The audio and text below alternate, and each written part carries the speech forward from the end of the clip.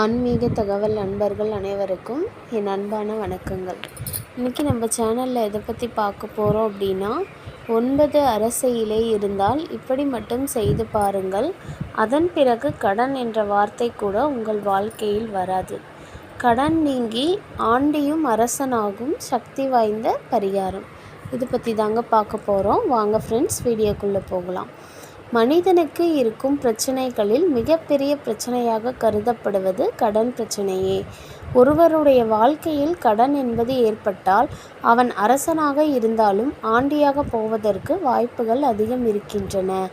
ஆன்மீகம் குறித்த இந்த பதிவில் அந்த மரத்தின் இலையை உபயோகப்படுத்தி நாம் பரிகாரம் செய்வதால் கடன் நிவர்த்தியாகும் என்றும் அதோடு ராஜயோகமும் ஏற்படும் என்றுதான் பார்க்க போகிறோம். ராஜயோகம் அருளக்கூடிய மரமாகவும் அனைத்து மரங்களுக்கும் அரசனாக விளங்கக்கூடியது அரச மரமாகும். மருத்துவ ரீதியாகவும் ஆன்மீக ரீதியாகவும் அரச மரத்திற்கு பல நல்ல பலன்கள் இருக்கின்றன. ஆதலால் தான் அரச மரத்தடியில் விநாயகர் வீற்றிருக்கிறார். மேலும் இந்த அரச மரத்திற்கு நவ கிரகங்களை ஈர்க்கும் சக்தி உள்ளது. இன்றளவும் மார்கழி மாதத்தில் அரச மரத்தடியில் இருக்கும் விநாயகருக்கு நீரை ஊற்றிவிட்டு அரச மரத்தை சுற்றி வரும் வழக்கம் பல பேரிடம் இருக்கிறது. அப்படிப்பட்ட மகத்துவம் வாய்ந்த அரச மரத்தின் இலையில் பரிகாரம் மேற்கொள்வதன் மூலம் நமக்கு ஏற்படும் நன்மைகளை பார்ப்போம் வாருங்கள். அமாவாசை நாளன்று 9 அரச மர இலைகளை பறித்து வர வேண்டும். அதேபோல நாட்டு மருந்து கடையில் கிடைக்கும் அரகஜா மையை வாங்கி கொள்ளுங்கள்.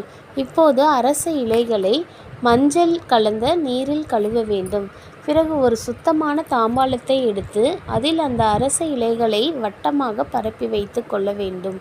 அவ்வாறு பரப்பும் பொழுது இலையின் காம்பானது உள்புறமும் நுனியானது வெளிப்புறமும் இருப்பது போல் இருக்க வேண்டும். தாம்பாளத்தின் நடுவில் பச்சரிசியை வைத்து அதற்கு மேல் ஒரு எலுமிச்சம் கனியை வைக்க வேண்டும். அரகஜா மையை நடுவிரலில் தொட்டு ஒவ்வொரு அரச இலைக்கும் பொட்டு வைக்க வேண்டும். மேலும் எலுமிச்சம் பழத்தின் நடுவிலும் பொட்டு வைக்க வேண்டும். பிறகு வாசனை மிகுந்த குங்குமத்தை அந்த அரகஜாவின் மேல் வைக்க வேண்டும். இந்த தாம்பாளத்தை பூஜை அறையில் இருக்கும் சுவாமி படத்திற்கு முன்பு வைத்து விளக்கேற்றி வழிபட வேண்டும். இவ்வாறு நாம் தொடர்ந்து ஒவ்வொரு அமாவாசையும் செய்ய வேண்டும். அமாவாசை கழித்த மறுநாள் இந்த பொருட்கள் அனைத்தையும் கால்படாத இடத்திலே அல்லது தண்ணீரிலோ போட்டுவிட வேண்டும். இவ்வாறு நாம் செய்வதன் மூலம் ராஜயோகம் நமக்கு ஏற்படும். மேலும் நம் உடம்பில் இருக்கக்கூடிய ராஜ சக்கரமானது வீட்டில் இருக்கும் அனைவருக்கும் இயங்க ஆரம்பிக்கும். தெளிவான மனம் கிடைக்கும். அதிர்ஷ்ட தேவதைகளை வீட்டிற்குள் வரவழைக்கும். சனிக்கிழமை அன்று ஒரு அரச மர இலையை பறித்து வந்து அதை சுத்தம் செய்து கொள்ள வேண்டும். பிறகு பூஜை அறையில் சுவாமியை பார்த்தவாறு இலையின் காம்பு இருக்குமாறு வைத்து அதன் மேல் ஒரு அகல் விளக்கை வைக்க வேண்டும்.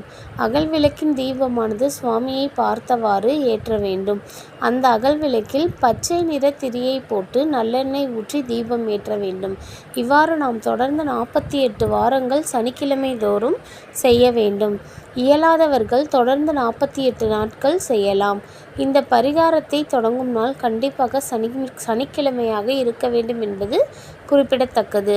இவ்வாறு நாம் பரிகாரம் செய்வதால் நம்முடைய தோஷங்கள் அனைத்தும் நிவர்த்தியாகும். எவ்வளவு பெரிய கடன் தொகையாக இருந்தாலும் அந்த கடன் படிப்படியாக தீரும். நாம் நினைத்தது நடக்கும். சங்கல்பங்கள் நிறைவேறும். மகத்துவமிக்க அரச மரத்தை வழிபடுவதுடன் அரச மரத்தின் இலையை வைத்து நம் வீட்டிலேயே இந்த பரிகாரங்களை மேற்கொண்டு ராஜயோகம் பெற்று மகிழ்ச்சியுடன் வாழலாம். என்னங்க ஃப்ரெண்ட்ஸ், இந்த வீடியோ உங்களுக்கு பிடிச்சிருந்ததுன்னா வீடியோவை லைக் பண்ணி கமெண்ட் பண்ணுங்கள். உங்கள் ஃப்ரெண்ட்ஸ்க்கு ஷேர் பண்ணுங்கள். நம்ம சேனலை சப்ஸ்கிரைப் பண்ணி தொடர்ந்து உங்களுடைய ஆதரவை எங்களுக்கு கொடுங்க. மீண்டும் அடுத்த வீடியோவில் சந்திக்கலாம். நன்றி, வணக்கம்.